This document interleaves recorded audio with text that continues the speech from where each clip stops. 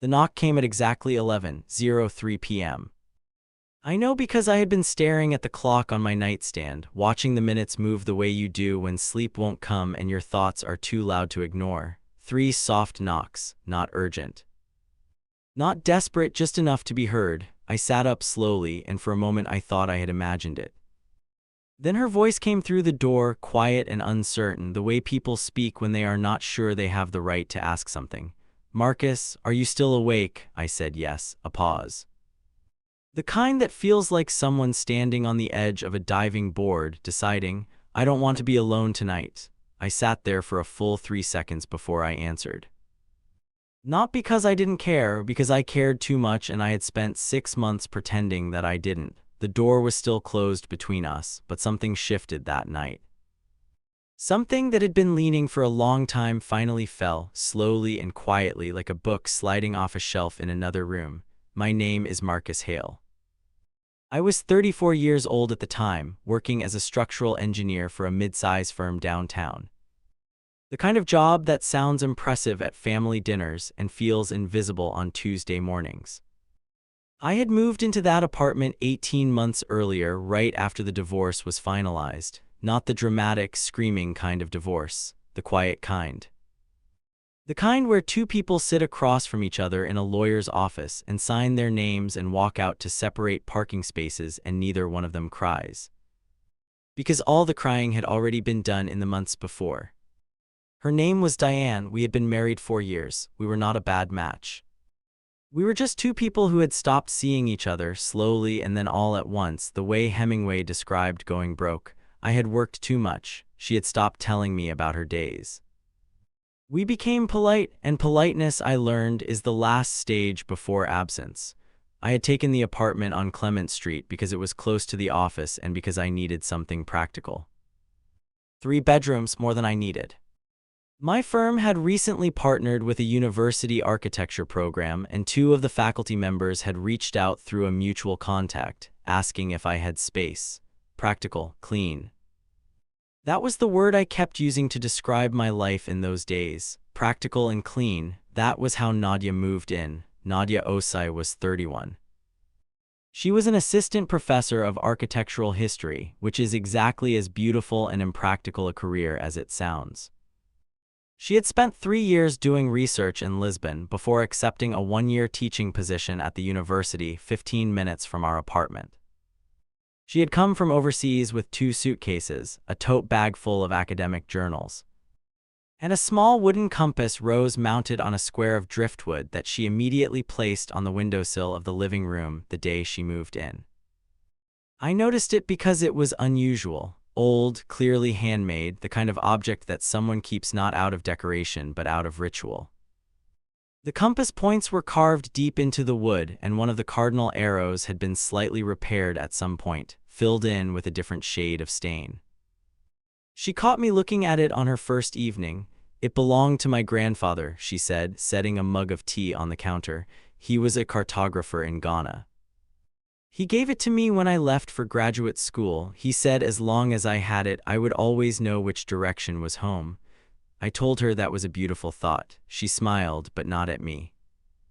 At the object, the way you smile at something that holds more than it shows. We had an easy household rhythm from the beginning. She woke early and was usually gone before I made coffee. I worked late and she was often grading papers at the kitchen table when I came home. We were both quiet people. We respected each other's space without discussing it. We shared groceries, cooking duties on a loose rotation, and a maddening habit of listening to Too Much Rain on Spotify instead of actual music. The other roommate, Daniel, was a visiting PhD candidate who treated the apartment like a hotel and disappeared on weekends. He was kind enough but present so rarely that the apartment often felt like it was only the 2 of us. I told myself it was pleasant, comfortable. I told myself I enjoyed the company the way you enjoy good weather, without thinking too hard about why it makes you feel better. I was wrong about what was happening. Anyone watching from the outside would have known better. It started with small things. She made tea every evening around 9 o'clock. After the 3rd week, she started making 2 cups without asking. I started leaving the kitchen light on when I came home late because I had noticed she was afraid of coming downstairs in the dark and would not admit it. She never mentioned it. Neither did I. She had a way of reading at the kitchen table with her feet tucked under her, leaning so far over the page it looked like she was trying to fall into the book. She laughed with her whole body but went quiet very suddenly when something struck her as genuinely moving. She never talked about her personal life in broad terms, only specific things. This one professor who had changed how she saw her work. This market in Lisbon where she bought bread every Saturday. This particular quality of afternoon light that only exists in cities near water. I listened to her the way I had forgotten to listen to anyone. One evening in early November, she was sitting at the kitchen table with a stack of student papers and a red pen she hadn't uncapped yet. I came in and set my keys down, and she looked up and said without preamble, "Do you ever think about what you would have done differently?" If you had known what you know now. I poured myself a glass of water. I thought about Diane, about the late nights in the office. About the dinner I had canceled 3 times in 1 month because of a deadline. Almost every day, I said. She nodded slowly. She didn't ask what I meant. She already seemed to know that some answers are less about facts and more about a feeling that follows you. Me too, she said quietly. She uncapped the red pen and went back to work. I would understand what that conversation meant weeks later and feel like a fool for not asking the question back. October moved into November and the city got cold and gray in the way Northern California cities do, which is different from real cold but carries its own particular weight. She had started having trouble sleeping. I could hear her moving around the apartment past midnight, and sometimes I would see her light on under her door when I got up for water. I didn't ask. She didn't offer. We had an unspoken agreement not to reach into each other's privacy. Then came the phone call. I heard it from the hallway. I wasn't eavesdropping. I was walking back from the bathroom. Her voice was different through the door, lower, tighter, the kind of voice that is trying to control something. "I have told you I need time, Kofi. I'm not doing this over the phone again." A pause. "That isn't fair and you know it. My leaving was not about you. It was never only about you." Another pause, longer. I said no. "Please don't call this number again tonight." The line went quiet. I walked back to my room and sat on the edge of my bed and stared at the floor for a while. Not because I had learned something specific, because I had heard something that matched a shape I had already been sensing in her. That someone from before was still reaching into her present. That the 3 years in Lisbon might not have been only about research. I did not ask her about it. I did not change my behavior in any visible way. But something in me settled into a kind of waiting that I didn't fully acknowledge. In mid-November, she asked me to help her hang a large framed print she had unpacked from the bottom of one of her suitcases. It was a reproduction of a medieval map, one of the old ones where the edges of the world blurred into myth, sea monsters, unnamed continents. The kind of map that said implicitly that knowledge has edges and beyond them lies everything you haven't faced yet. We spent 20 minutes measuring the wall and arguing politely about center points and eye level, the way 2 people do when they are cooperating on a small task and neither one wants to be wrong. When the print was finally level and the nails secure, she stepped back and looked at it and then at me and said, "There, now I feel less temporary." I asked what she meant. "When I can hang things on walls, it means I'm staying long enough to care." I thought that was the most she had said about her intentions. I didn't realize it was also about more than the apartment. The compass rose on the windowsill had become part of the furniture of my daily life by then. I passed it every morning. I had gotten into a habit of briefly registering where it was, the way you notice a photograph or a plant, not consciously but as a kind of confirmation that things are where they belong. I didn't think about what that meant. December arrived with rain and short days. She had been quieter, not cold, just interior. She graded papers with more ferocity. She made tea earlier in the evening. Some nights she didn't come out of her room until morning. I let her be. I understood the instinct to go small when something was pressing on you. Then on December the 12th, a Friday, she knocked on my door at 11 p.m. I opened it and she was standing in the hallway in the gray sweater she wore when she was working at home, the sleeves pulled down over her hands. She wasn't crying, her eyes were dry and focused. But there was something around them, a tiredness that had gone past the physical. "I don't want to be alone tonight," she said. I stepped back from the door without saying anything. Not as an invitation to something inappropriate, as a recognition, because some requests carry their whole explanation inside them and adding words would only diminish what they mean. She came in and sat in the chair by my window, not on the bed. The chair. She pulled her knees up and looked out at the street below, the wet pavement and the scattered light. I sat on the edge of the bed. We stayed like that for a long time. Eventually she said, "He came here." I waited. "Kofi, my former fiancé, he flew from Accra. He's staying at a hotel 2 miles from here. He called me from the lobby of our building this afternoon." I thought about the phone calls, the months of low voice through the door. "What does he want?" She exhaled slowly. "To change my mind. He thinks distance is a phase. He thinks I'm going through something academic and professional and that eventually I will come back and we will get married the way we planned." "Were you engaged long?" 3 years. "We were together for 6 before that, since university." She paused. "He is a good man, that's the hardest part. He hasn't done anything wrong. He just loves a version of me that stopped existing somewhere in the middle of those 6 years and neither of us noticed for a long time." I said nothing. I understood that particular grief. The one where the ending is no one's fault and that makes it harder, not easier. "He asked if there was someone else," she said. I looked at her. I told him no. She was still looking at the window. Which was true and also wasn't the whole truth. She said this in a very careful, measured voice, as if she had practiced the sentence and was now discovering it sounded different out loud. The room was very quiet. "Nadia," I said, and I stopped, because I did not know what I was going to say next, and in the silence she turned from the window and looked at me. "I know," she said. "I'm not asking you for anything tonight, Marcus. I'm not ready to ask for anything. She looked back at the window. "I didn't want to be in that room alone with all of that." "Then don't be," I said. She stayed in the chair. I lay back on top of the covers with the bedside lamp on.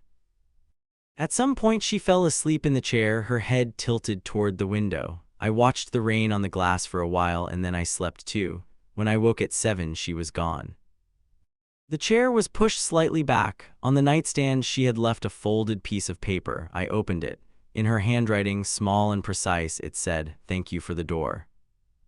I held the note for a long time. In the days that followed, she met with Kofi twice. She told me about both meetings matter-of-factly, the way people report on events they are trying to process without attaching more emotion to them than they can carry. The first meeting was in a cafe near the university. The second was a long walk that ended with him crying and her holding his hand and telling him the truth, fully and without softening it. I did not ask what the full truth was. I had my sense of it. But I also knew that what happened between them was hers to resolve without me becoming part of the resolution. I was afraid to become the reason. I was more afraid of that than almost anything. She came home from the second meeting and made dinner, not tea, dinner. Jollof rice, which took nearly an hour and filled the apartment with something warm and specific and alive. I came out of the study when I smelled it and stood in the kitchen doorway. She was stirring with her back to me. The compass rose was on the windowsill behind the sink, catching the kitchen light in its carved grooves. "He's going back to Accra on Thursday," she said without turning. We said goodbye in a way that was honest. "I think he'll be okay, not right away, but eventually." "And you?" She stirred. "I think I'll be okay too, not right away." A pause. "But I'm not grieving the relationship as much as I'm grieving the idea of myself I was in it." "Does that make sense?" I said it made a great deal of sense. She served the rice in 2 bowls and we sat at the kitchen table. She had lit a candle, which neither of us acknowledged. We talked about everything and nothing, her students, a beam calculation I had been wrestling with. Whether medieval cartographers included sea monsters because they believed in them or because they needed to warn people away from unmapped water. She thought the latter. I thought maybe both. She laughed with her whole body at something I said about my college architecture professor. and then went quiet in that way she did when something moved her. And I sat across from her in the candlelight and I thought, very clearly, and with a completeness I hadn't felt about anything in years, this is the thing. This is the specific and irreplaceable thing, but I said none of that, because 3 days later, a Saturday, she knocked on my bedroom door again, this time at 9 in the morning. When I opened it, she was fully dressed, her coat on, the tote bag over her shoulder. She looked rested and decided. I think I need to go away for a few weeks, she said. Back to Lisbon. I have work I left unfinished there, and I think I need some space to figure out what I'm doing with my life before I do anything I'm not sure about. She said this directly, with her eyes on mine. Okay, I said. She tilted her head slightly. Okay, you don't need permission to go, I know. She shifted the bag on her shoulder. I just wanted to tell you in person. Not leave a note? I nodded. I appreciate that. She looked at the compass rose on the windowsill in the living room, visible from where we stood. I'm leaving this, she said, if that's all right. So I have a reason to come back. I told her it was all right. She left that afternoon. I won't pretend the following 3 weeks were easy. The apartment was technically not empty. Daniel reappeared one weekend. I had friends I saw twice, but the particular quality of the rooms had changed. The kitchen table felt oversized. The living room window seemed to face in a different direction without the compass rose functioning as the thing I was orienting around. I told myself I was fine. I was practical and clean.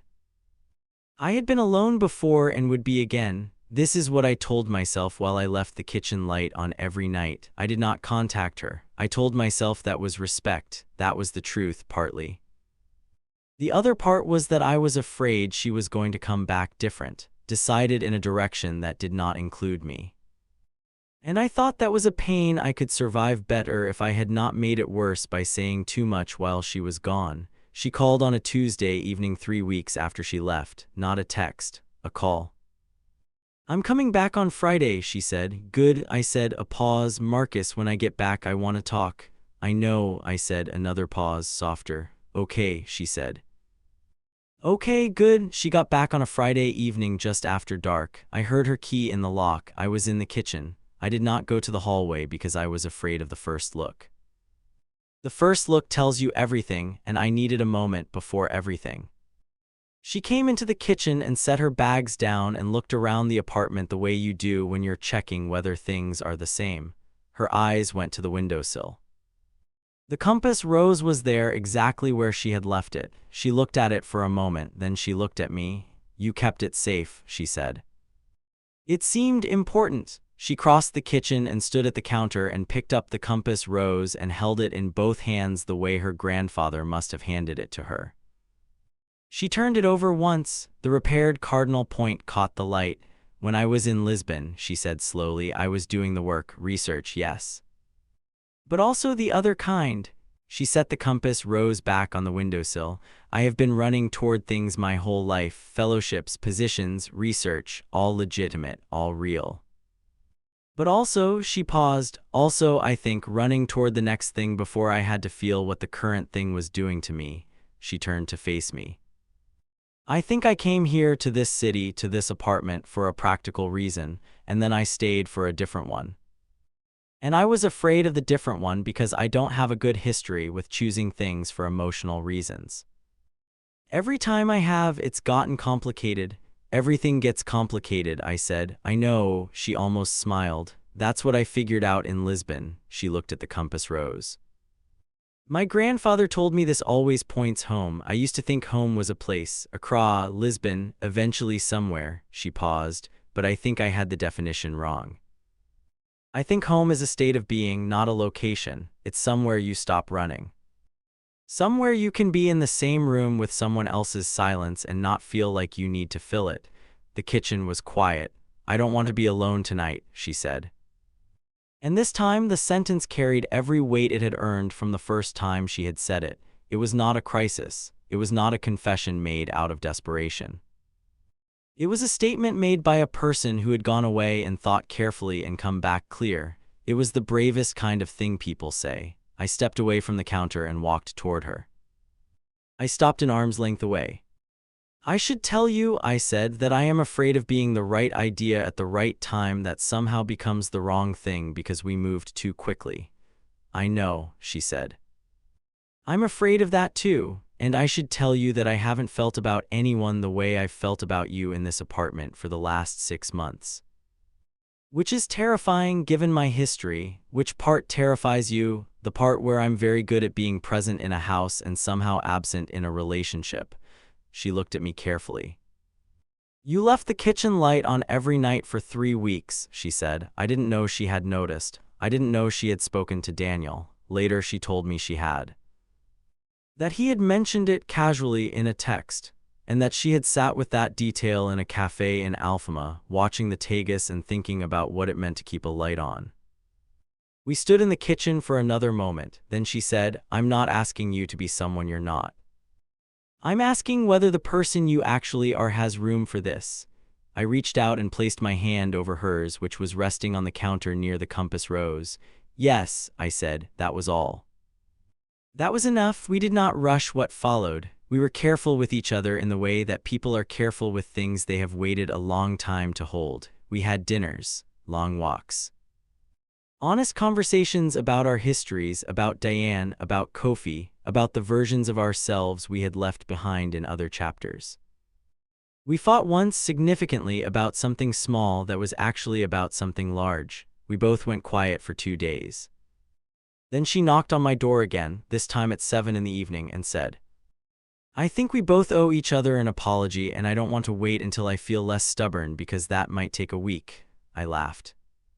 She laughed. We sat at the kitchen table and talked for 4 hours and went to sleep feeling like something had been tested and survived. Her year-long position extended.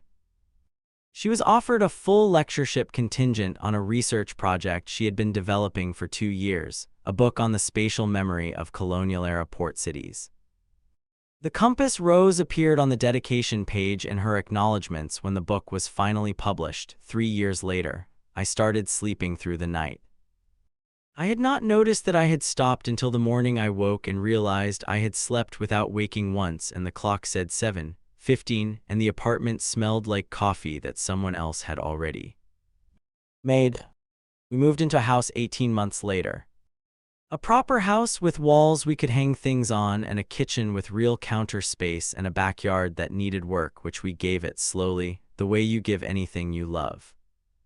The compass rose has lived on every windowsill we have had since that apartment on Clement Street, first the living room, then the kitchen of the house. Now it sits on the sill above the bathroom sink, which seems strange until you realize that's where we both end up at the same time in the morning. She says she likes watching me see it first thing. She says it's how she knows we're oriented the same direction. We got married on a Saturday in April in a garden near the university with 40 people and a dinner that involved a great deal of jollof rice. Her mother flew in from Accra and spent most of the reception telling me with tremendous warmth that I seemed like a sensible man and that she hoped I was good at listening because her daughter required someone who knew how to pay attention. I told her I was still practicing. She patted my hand and said that was the right answer. Our daughter was born 2 years after the wedding. We named her Amma, which was her great-grandfather's mother's name. She is 4 now, and she has her mother's habit of going very quiet when something moves her, and my habit of leaving lights on in rooms I've recently left. She has also developed a deep reverence for the compass rose, which she calls the wind flower, and which she is allowed to hold only with both hands. I tell this story now because I think about that knock at 11 p.m. more than people might expect, not with sentimentality, with something more specific, because that night could have gone differently. I could have responded out of caution, out of the particular self-protection that follows a painful divorce. I could have kept the door closed, emotionally if not physically, for all the practical and reasonable and self-preserving reasons that were available to me. But I had learned something from the marriage that ended quietly in a lawyer's office. I had learned that absence is not the same as peace. That keeping yourself from loss doesn't mean you get to keep anything worth having, that the decision not to feel is still a decision, and it has consequences just as real as any other. When Nadia knocked on that door, she was not asking me to fall in love with her. She was asking for the most honest thing, to not be alone with the weight of a real and difficult night.